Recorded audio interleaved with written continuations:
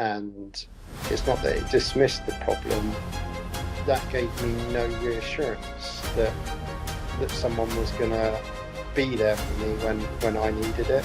When I came to you, I was in quite a state of concern, anxiety, panic. Welcome back to the Director First podcast, Chris Worden. And again, today I'm joined by a director that we have recently helped support. We're going to sort of go through what it was like, what happens, what he feels like now, any lessons that were learned through the insolvency process. So, James, can you briefly introduce yourself and tell us a little bit about your business before you pick the phone up to me? Well, it was sort of a circumstantial situation, really. The business and life had sort of taken a downturn, and I'd sort of reached a point where everything I'd sort of attempted to save the business had failed, and without even really thinking about what the processes had to be, I was in a position where I didn't really know what to do or what to expect. But I think being in a position where you've got to do something because nothing is going to change until you do, and sort of having reached that point, I began looking online, and I'd sort of listed with a couple of companies that knew nothing about, and in doing so, the sort of like Google algorithm or whatever had sort of put Director First in front of me on Facebook, I believe. So having started to receive calls from a few different liquidators, I, in the meantime, had watched the your YouTube channel, and on there was the various concerns that I was struggling with, and it kind of just sort of enabled me to go, well, if I'm going to take a chance with anyone, I'm going to do it with someone who's putting themselves out there. There's a face to the name. It's not just someone ringing you, from the end of a telephone. And I watched the videos and thought, well, that's a problem that I've got. And it's not that it dismissed the problem, but it pointed towards the solutions. And obviously, every company situation is different. And it, just straight away, I guess having that information there enabled me to go, well, I'm gonna go with these guys. It wasn't necessarily so much about the cost, because there's always someone cheaper. Mm-hmm. I could have found someone who maybe done it half price, but that gave me no reassurance that someone was going to be there for me when I needed it. And I think you'll agree, Chris, that when I came to you, I was in quite a state of concern, anxiety, panic, and honestly, you put yourself and presented yourself in a way that dealt with what I was feeling, and got the process underway. And as we walked, it was like baby steps for me, really. As we got through each stage,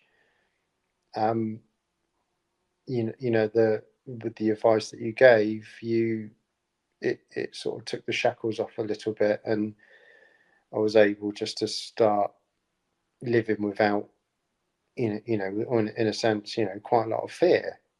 Mm. And you made those steps. They were clear, they were concise. There wasn't any jargon that I didn't understand. and that there was people there that responded, I called you on holiday. You were on I holiday. don't know the answer calls on holiday, guys. I do but sometimes. My missus will kill me if she sees this. yeah, but it just goes to show that at the end of the day, I'm your customer, and you continued that process and treated me in the same way before payment and after payment. So you'd received funds from me, you treated me the same way before and after, and that goes a long way, because sometimes people can take your money and you're just a number to them. And I was quite fearful of that as well, because I'd had HMRC pressure and bounce back loan pressure, and you were able to explain to me the processes of what would happen in the circumstances for the specific company. And that was a massive change for me, throughout. I think, I mean, you've sort of touched on some really interesting points there, and said some really kind words. And I sort of want to relay my experience, because, like I said, for people who just joining the podcast for the first time, I know how you were feeling on a number of levels, but actually this business thing, because we talked about some other things that were going on that I'd experienced, but this was. I've been where you're at. Like, I got into insolvency, a real odd route. I am not an accountant. I did not go to in a university to study insolvency, which puts off a lot of people. I'm not that guy. I ended up here because I had to put a business into liquidation, and I realised at the time I was so vulnerable. Because, like, I'm not an idiot. I was quite a streetwise. I like to think I was quite streetwise. But faced with the prospect of liquidating a business, I was so vulnerable. And I went out there and I spoke to insolvency people, and they didn't speak my language. Looking back, no one gave me a straight answer. And I understand why no one gave me a straight answer today, because um, this industry has so many pitfalls and holes that you can fall down if you're not educated. And those pitfalls can actually help an insolvency firm rack up more fees. I'm not saying everyone's like that. There's some great firms, but I just remember going through it, and it was tough. And on the back of that, that's sort of where how I got into this industry. I thought, you know what, always been able to communicate with people. God's blessed me with an ability to talk to people and make something that's quite complex easy to understand. And I thought, you know what, I'll give this a go. And that was quite a few years ago. We've helped thousands of directors since. So it just gives me a little bit of a unique approach to this. And it's never lost on me, right, that when somebody's spoken to me, they've probably spoken to other people. In fact, I prefer it if they have. It's a really big decision, placing a business into liquidation. So if they're going to part with their hard-earned money, that's how I feed my family. I'm really, really grateful. And one of the things, I've sort of had my own business. I think my first venture into the world of business, I was about 25, and it failed miserably. In fact, if you failed miserably, that I think that's part of giving it a go yourself. But one thing I've realised is it doesn't take that much to stand out in business.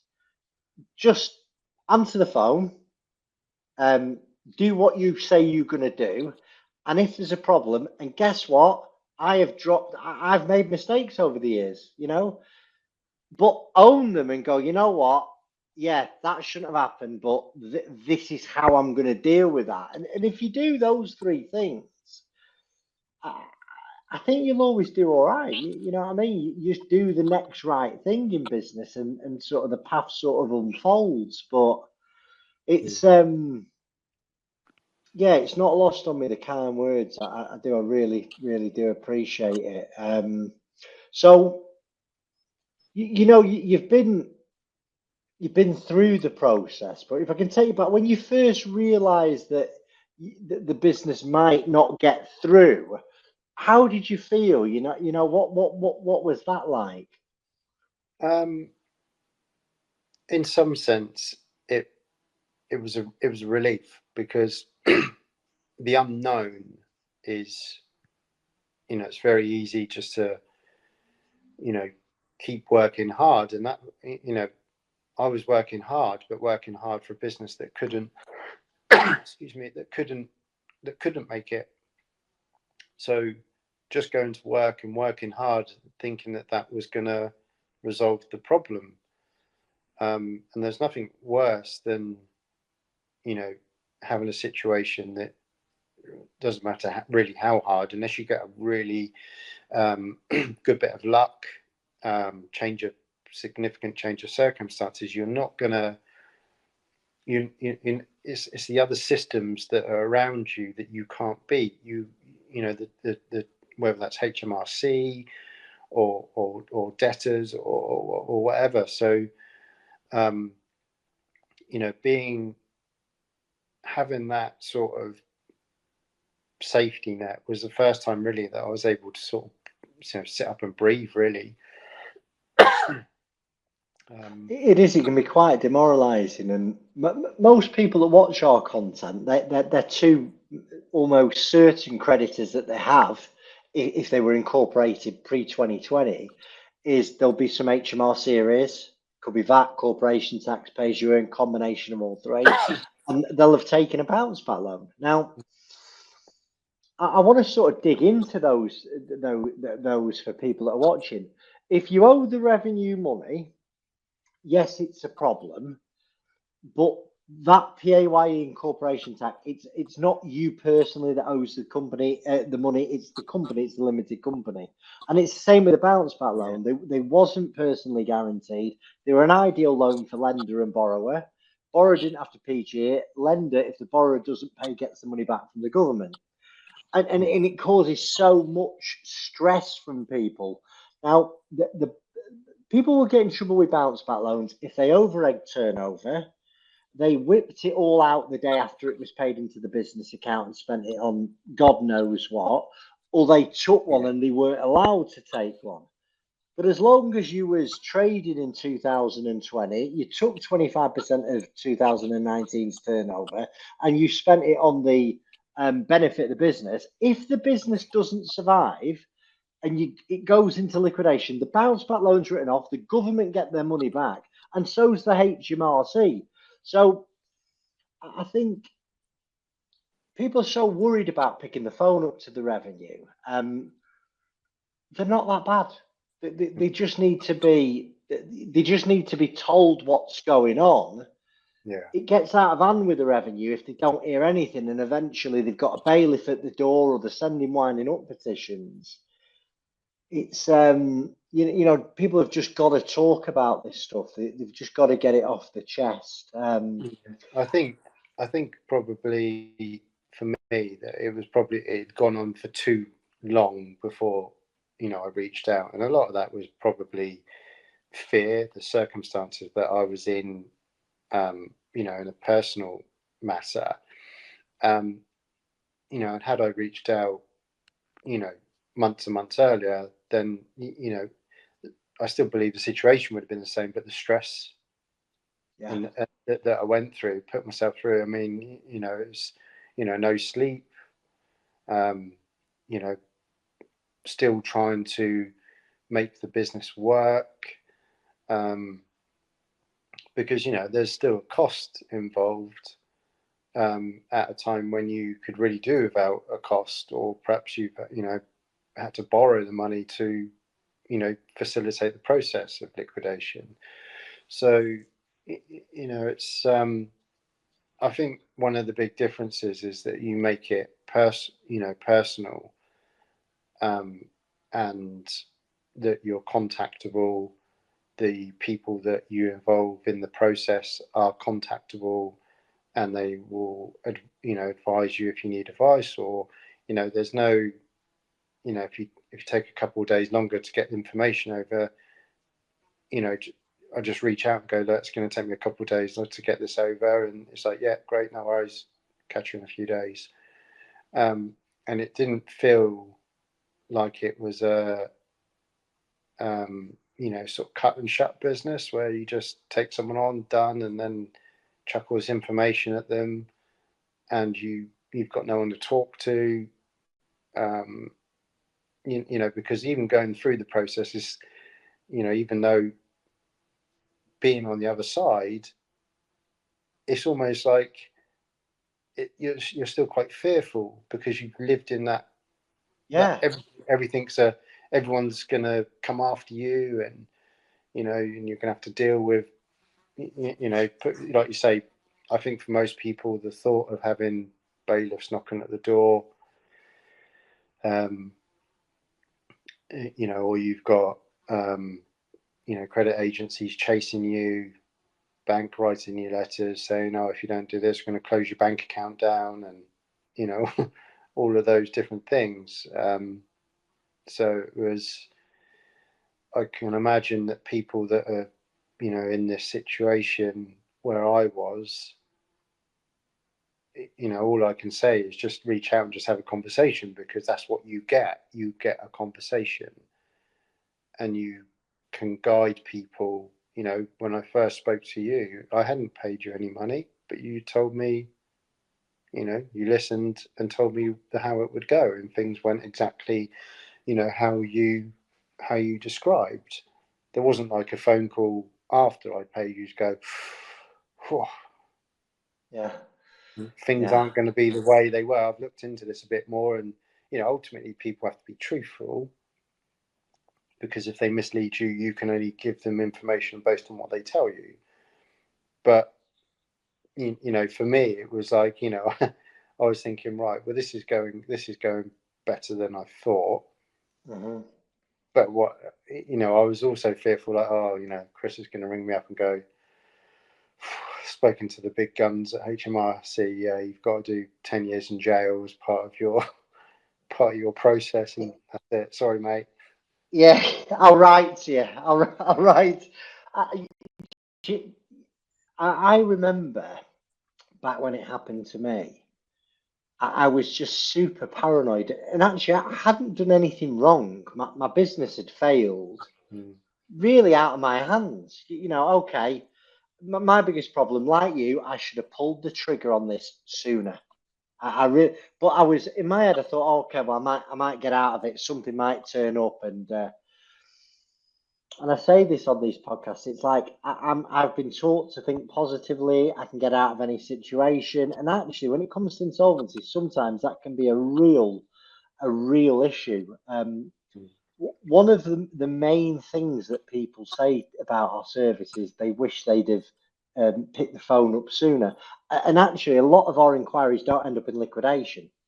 They've just got some debt issues, and they need some advisory around what to do, not to do, how to do this and how to do that. We don't charge people for that. And it's designed really just to give people options and allow them to sleep at night. But it's when I was going through it, I'm thinking, right,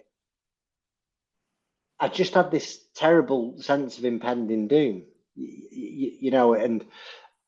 and people who've never been through the process. I mean, I can sit here now, and I've been involved in thousands of liquidations. Mm. It's a lot. It's like a dentist pulling a tooth out. It's a big thing for the person sat on the chair, but they're just whipping them out day in, day out.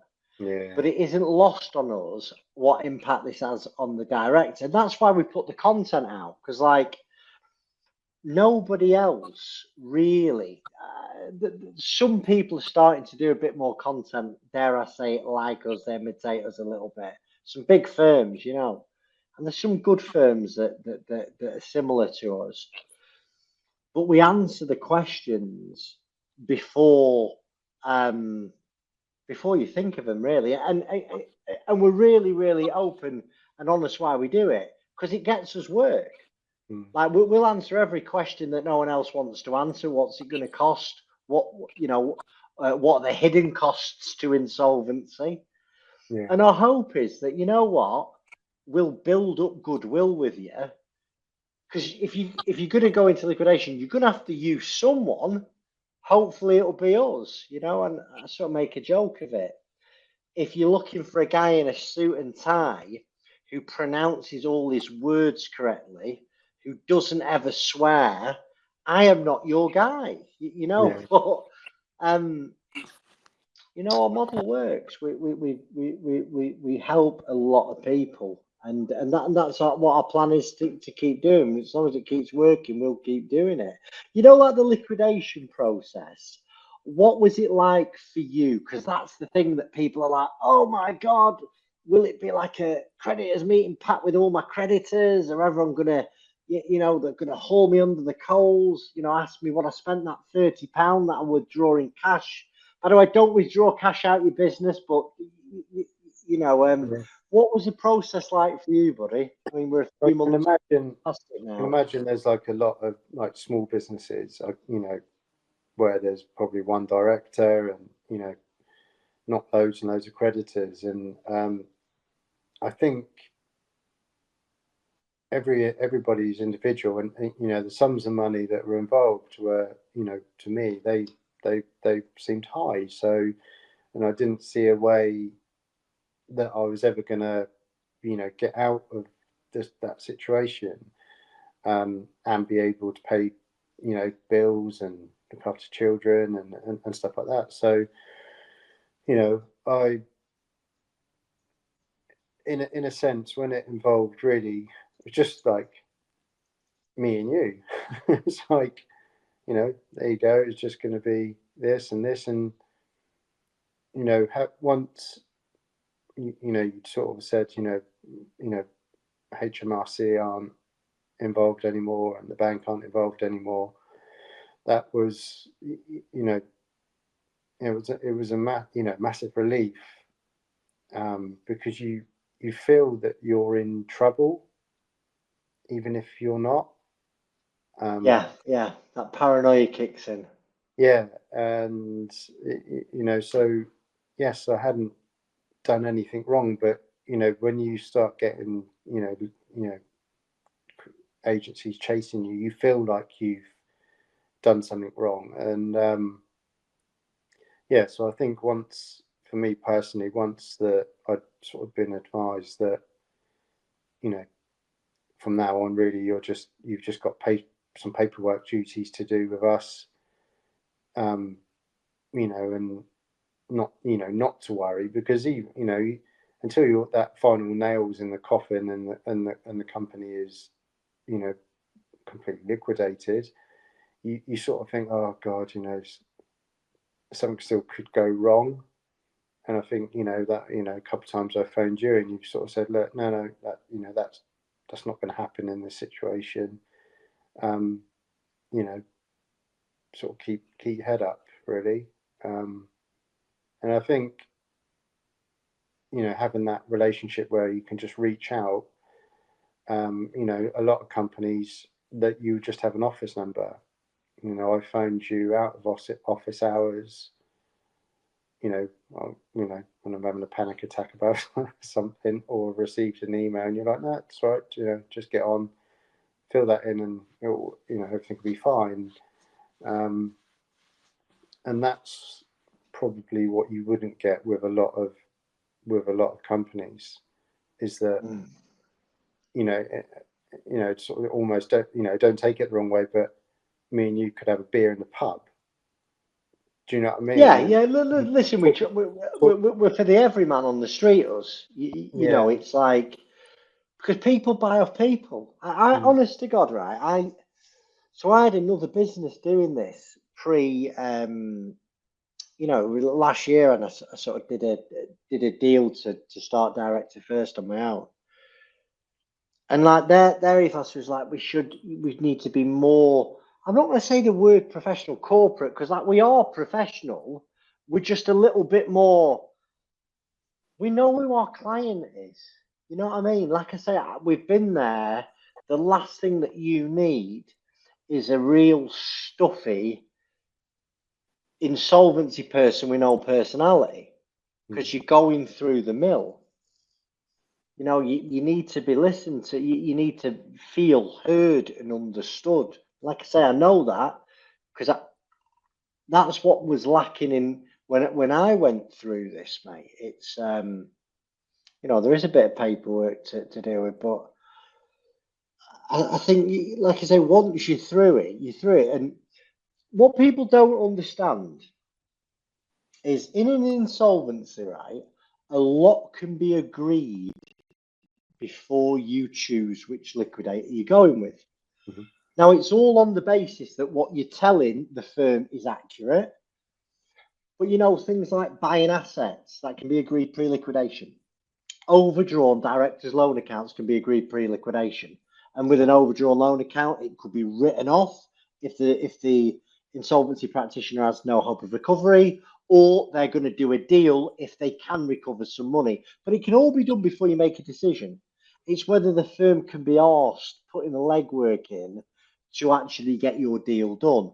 And once you're in liquidation, there might be questions that arise that you've answered pre-appointment, but you just got to answer them again. So the insolvency practitioner has something on file should the insolvency service request it at a later date.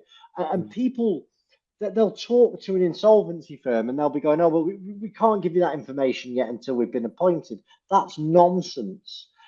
Those firms, you just don't want to. You don't want to go with them. You want to go with a firm. And like I say, I know people watch my content and go and sign up with someone else. I'm sound with that. But at least I'm hoping my videos will put them in a better position so that it goes as smooth as possible. And you've got to find those companies, and they're out there that are willing to put a bit of effort into you. Okay. Yeah. I mean, how do you feel now that the liquidation process is behind you, mate? Well, you know, obviously, it's it's a relief. Um, you know, it's a process that had to happen. Um, but you know, not saying that life is perfect, but it it's moved on without the without the just that like you say, that impending fear, really. You know, you can move on, you can start work again. um, you know, if there's been mistakes made in the past, you can, you can learn from them. um, like I said, you know, using better people around you, so like a better accountant or something like that, to avoid putting you in a situation where, you know, you've got a overdrawn director's account. um, you know, learning about that at the wrong time was pretty Mm. scary. You know, that almost as worse than, you know, other debts that I had. So, you know, to have that behind you with a bit more knowledge, and, you know, moving forward, if you had a question, I could, you know, I sort of feel that I could ring you up and go, Chris, you know, what do you think about that? And you go, well, mate, you don't want to do that, 'cause it's just going to end up being a problem down the line, and, you Hmm. know, you'd be better off, you know, like you say, before something happens, you could go, you're better off going down this route, because from a, you know, position that I'm in, the business that I'm in, you don't want to be meeting me again in a few years' time. Um, so, or you might do, because it'd be more food on your table. But No, but in an idea, I mean, what are the main lessons you've sort of took from this then? You know, what are the things that you've gone, right, next time I'm going to do this, that, and the other? I think I'd have a more, you know, an accountant that could have a similar outlook that what you have. Um, you know, unfortunately I signed up with an accountant that just basically churns through the numbers. Um, you know, never once in 4 years did I get told about what a director's loan account was. well, surely your accountant should be the one telling you what that is. You'd hope so. Yeah. I didn't even know what one was. And maybe that's, people go, well, you're a director, you should know about everything. But no, not really, because that's what you're paying an accountant for. Accountancy expert in that respect. And so that was a situation where I thought, well, that could have really come back and exposed someone in a different situation to me. Do you know what I mean? And that could go on, and that could cause you marital problems. Could like tear your whole life apart. Listen, people make the ultimate sacrifice when they're drowning in business debt. Mm, That's what we will give anyone a bit of time, because you know what? There's more important things to life than this. Your health, your kids, and I think, me, when I hear some of the stories, I really count my blessings. There are more important things to life than your business and worrying about business debt. It's and I'm just, like I say, I'm just so glad that you took a leap of faith from me. And I mean, is there anything that you'd like to share about your experience of working with Director First that you've not mentioned already, although you've given us a glowing review so far?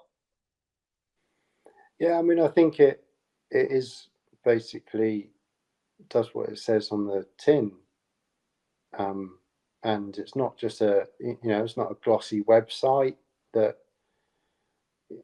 that sort of just is just a information that is difficult to digest. I watched your videos. I looked on your feedback on Trustpilot, and it just sounded like that Director First, or you personally, was someone that you could engage with, and it was supportive, and without going into my personal details, but you were aware that you offered some solace in that situation, and experience of having gone through some of the things that I was going through, and someone's personal life isn't necessarily an insolvency practitioner's concern, but you were able to offer just a listening ear and gone, right, okay, well, we're get rid of this, and we'll get rid of this problem, and things can start turning around. And so that was part of something that you've provided. um, you know no additional costs. You haven't rung me up and gone, mate, I've done a bit more extra work, and I took that phone call for you, while I was on holiday, as a cost of 150 quid. Do you know what I mean? Because Yeah, no, I get it. It's hey, listen, I've been around the block a bit. You know what I mean? I've got some life experience. Life's turned up for me. So I think people are putting our paths. There's no coincidence in life. And I'm, like I say, I'm grateful that I could have been some assistance in what was a pretty shit time. I mean, James, listen, honestly, you've been really good. Thank you for sharing your story with us. Do you have any final words for our viewers and listeners before we wrap it up? yeah, I mean, I would just say just reach out, because there's no cost in that, and just a conversation could be the turning point that someone needs. By doing nothing, you just compounding the problem. And at this stage, like Chris, you're not going to tell anyone off and go, oh, you shouldn't have done that. You just pick up the pieces for what they are. But yeah, I mean, my situation felt very desperate to me. And had I not reached out to Director First, then I don't know what the outcome would be, would I be with a company that got the same result? Possibly. Like you say, there's other companies out there, but you went beyond what I believe most people would have, just because you just a normal guy. You feel like you just feel like a guy that you can tell your problems to, and you're going to take that time to listen. So maybe it's like a director first therapy group. Oh, mate, listen, thank you. Honest, I'm so grateful that you took the plunge and you used us. And James, I wish you all the best going forward, mate. God bless you, mate, and thanks for joining us today. Take it No easy. worries. Cheers, Chris.